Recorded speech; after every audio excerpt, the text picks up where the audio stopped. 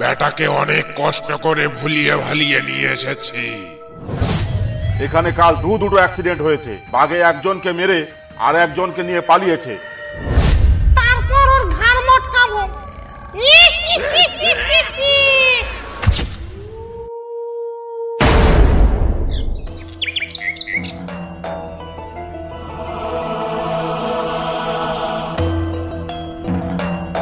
কি গো মহেশদা, জাল হাতে করে সকাল সকাল কোথায় চললে?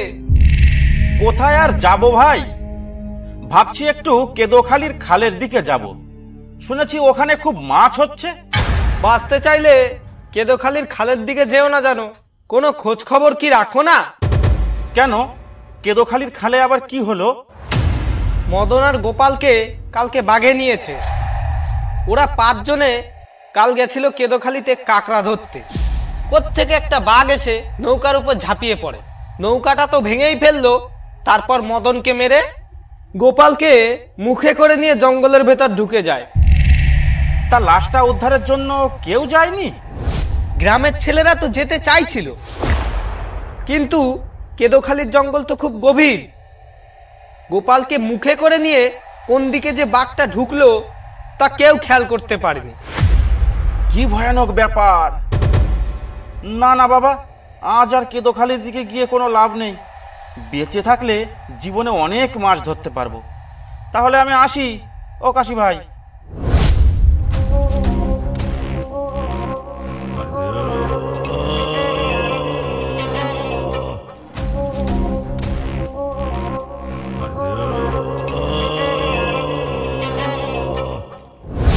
কি মহেশদা, আজ কোন দিকে যাচ্ছ?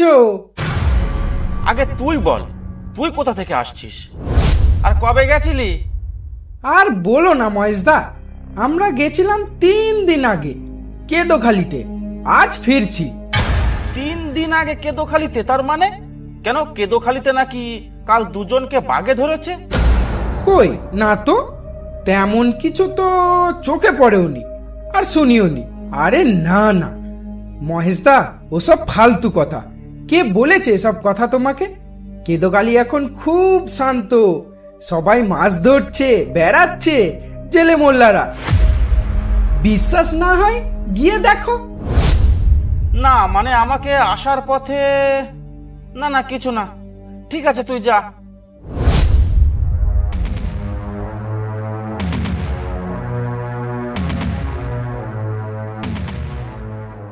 এই বিভাসদা, তুমি মহেশদাকে মিথ্যে কথা বললে কেন? আমরা তো আসছি সেই চামটার খাল থেকে, কিন্তু তুমি মহেশদাকে কেদোখালির কথা বললে কেন? বেটার কাছে আমি 500 টাকা পাবো, সেই টাকাটা নিয়ে আমাকে 2 বছর নাকে দড়ি দিয়ে ঘোরালো, তবুও টাকাটা আমায় দিল না। বাড়ি চাইতে গেলে বিভিন্ন রকম বাহানা বানিয়ে আমাকে অপমান করে তাড়িয়ে দিত। এবার বুঝবে কেমন লাগে।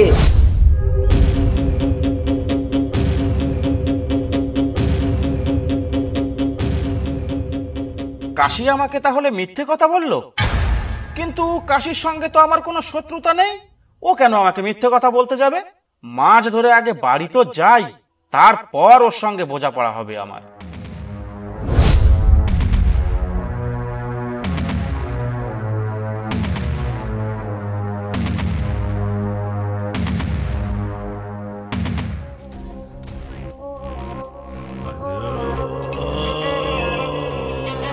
কি হলো, কেদোখালির ঘাটে আজ কোনো লোকজন দেখতে পাচ্ছি না তো।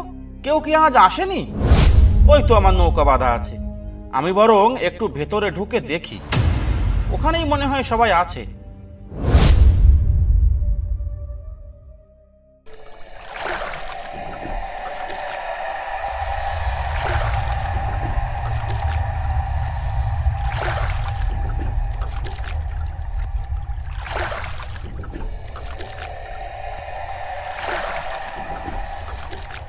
ও মহেশদা, কোথায় যাচ্ছ? গোপাল, তুই তুই বেঁচে আছিস? তোকে না কাল বাঘে নিয়ে গেছে? এসব গাঁজাখড়ি গল্প তোমাকে কে শোনায় বলো তো? আজ জঙ্গলে আসার সময় কাশি আমাকে বলল। আচ্ছা আচ্ছা, তোরা 3 দিন আগে মধু ভাঙতে এসেছিলি না এই জঙ্গলে? তোদের সঙ্গে তো মদন দাও ছিল। মদনকে মেরে বাঘ তোকে মুখে করে নিয়ে জঙ্গলের ভিতরে চলে যায়, এ কথাই আমাকে বলল কাশি। এই যে মহারাজ, তোমার নাম কি? হ্যাঁ, এই ডেঞ্জার জোনের মধ্যে দাঁড়িয়ে দাঁড়িয়ে জঙ্গলের দিকে তাকিয়ে কি দেখছো? আজ্ঞে সাহেব, আমাদের পাড়ার একটা ছেলে নদীর ওই পাড়ে দাঁড়িয়ে আছে, তার সঙ্গে একটু কথা বলছিলাম। কই, কোন পারে? ওখানে তো কাউকে দেখতে পাচ্ছি না। তাহলে তুমি কার সঙ্গে কথা বলছিলে? আগে সাহেব, আমি এক্ষুনি কথা বলছিলাম, বিশ্বাস করুন আমার কথা। যত সব মিথ্যা বুজলুপি দেওয়ার জায়গা পাচ্ছ না, না? তোমাদের কি জানের মায়া নাই নাকি? তুমি কোথায় দাঁড়িয়ে আছো জানো? ওই দেখো, ওদিকে তাকিয়ে দেখো, কিছু দেখতে পাচ্ছ? কি সাংঘাতিক! এখানেই তো এতক্ষণ গোপাল দাঁড়িয়ে ছিল, কিন্তু তখন তো এই বাঘে ধরা সংকেত ছিল না। তাহলে আমি কার পাল্লায় পড়েছিলাম? এই তোমাদের মতো কিছু জেলে মোল্লারা দুটো বেশি পয়সার লোভে জীবনের ঝুঁকি নিয়ে বিনা পাশে কোর এরিয়ায় ঢুকে পড়ে নিজেদের জীবনগুলো বাঘের কাছে উৎসর্গ করে দাও। বলি, তোমাদের জীবনের কি কোনো দাম নেই? এক্ষুনি এখান থেকে পালাও যদি বাঁচতে চাও। বেশি চালাকি করলে আমরাও তোমাকে বাঁচাতে পারবো না। এখানে কাল দুটো অ্যাক্সিডেন্ট হয়েছে, বাঘে একজনকে মেরে আর একজনকে নিয়ে পালিয়েছে। অনেক অনেক ধন্যবাদ সাহেব আপনাকে, ঘটনাটা আমি ভালোভাবে বুঝতে পেরে গেছি এবার। ঠিক সময় মতন তোমরা না এলে আমি হয়তো এতক্ষণ বেঁচে থাকতাম না। আচ্ছা আচ্ছা, ঠিক আছে, তুমি সাবধানে যাও। কেদোখালি এখন মধু, কাঁকড়া, মাছ, কাঠ সবকিছু বন্ধ আছে। তুমি বাড়ি গিয়ে তোমার গ্রামের সবাইকে হুঁশিয়ার করে দেবে যেন কেদোখালির দিকে এখন কেউ না আসে। এই বোট ছাড়ো।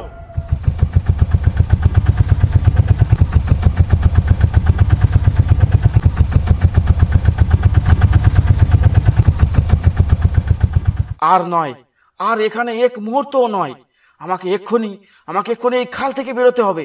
আমার এখন এই খাল বেয়ে সোজা দোবাকির দিকে যেতে হবে।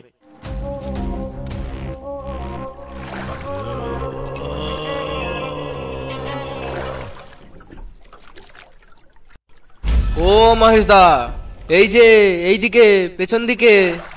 এত তাড়াহুড়ো করে কোথায় যাচ্ছ? দাঁড়াও। ও মদনদা, দাঁড়াও।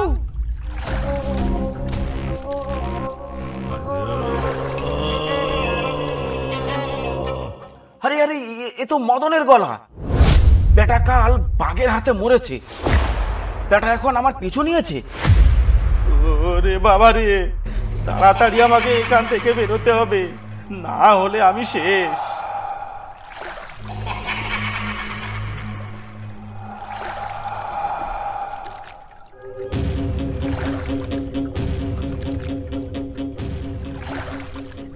আরে মহেশদা, কখন থেকে ডেকে যাচ্ছি, শুনছো না যে? বড় কি হয়েছে তোমার? ভূতে টুতে ধরেছে নাকি?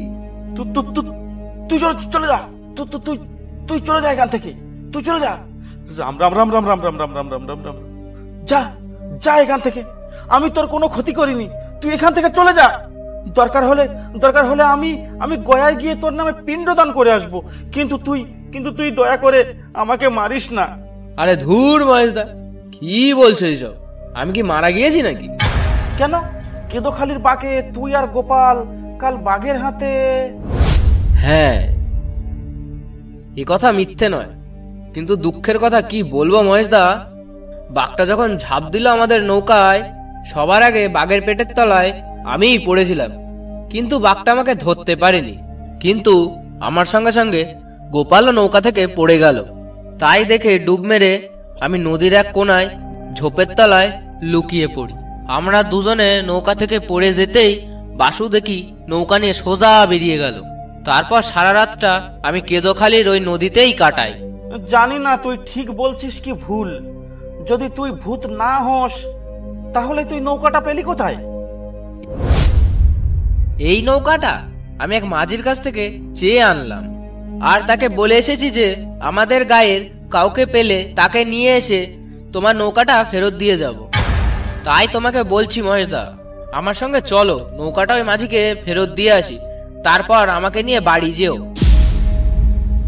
এইটুকু আমার জন্য করো মহেশদা, তুমি তো আমার গায়ের ছেলে, আমার জন্য এইটুকু করতে পারবে না? এত করে বলছিস যখন, তাহলে চল।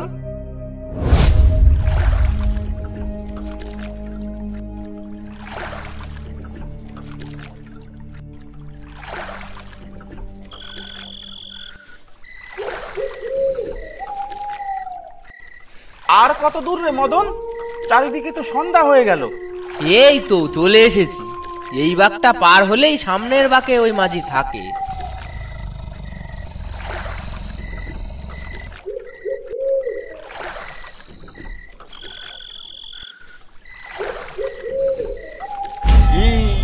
এ আমাকে কোথায় নিয়ে এলি মদন? এ তো তুই আমাকে কেদোখালির সেই জায়গায় নিয়ে এলি রে, যেখান থেকে আমি দুপুরবেলা ফিরে গেছি। এ কি তাহলে তুই জীবিত মদন নোস? আমার চোখের সামনে থেকে ফাঁকি দিয়ে চলে যাবি। এবার দেখি তোকে কোন ফরেস্টার বাঁচাতে আসে। কই গো গোপালদা, এই যে বেটাকে ধরে নিয়ে এসেছি। এইবার বেটার ঘাড় মোটকে দুভাগ করে দাও। বেটাকে অনেক কষ্ট করে ভুলিয়ে ভালিয়ে নিয়ে এসেছি। বাহ বাহ বাহ বাহ, খুব ভালো কাজ করেছিস। বেটাকে ভুলিয়ে ভালিয়ে আমি দুপুর বেলায় জঙ্গলে নিয়ে আসতাম, কিন্তু হঠাৎ করে ওই ফরেস্টারের বোট চলে আসায় সেটা আর পারলাম না। এবার নে বেটার, তুই এক হাত ছিঁড়ে নে আর আমি এক হাত ছিঁড়ে নিচ্ছি, তারপর ওর ঘাড় মটকাবো।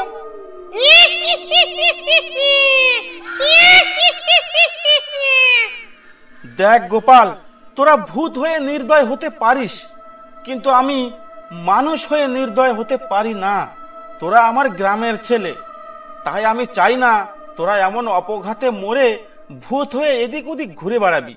আমি চাই তোরা আবার নতুন করে মানুষ জন্ম নে। গোপালদা, মহেশ কিন্তু ঠিকই বলছে। এভাবে আমাদের কদিন চলবে?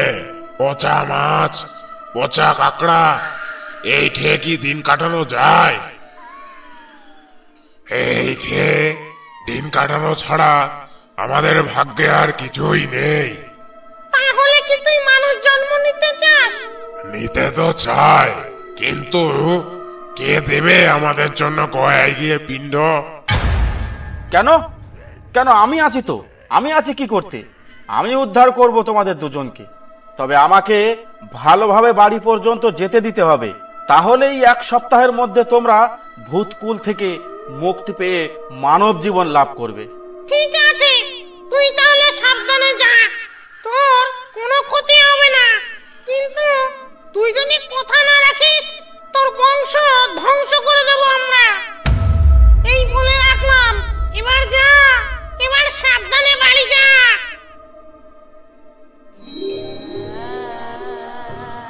অসংখ্য ধন্যবাদ ভিডিওটা দেখার জন্য। ভিডিওটা ভালো লাগলে একটা লাইক করতে আর একটা সাবস্ক্রাইব করতে ভুলবেন না।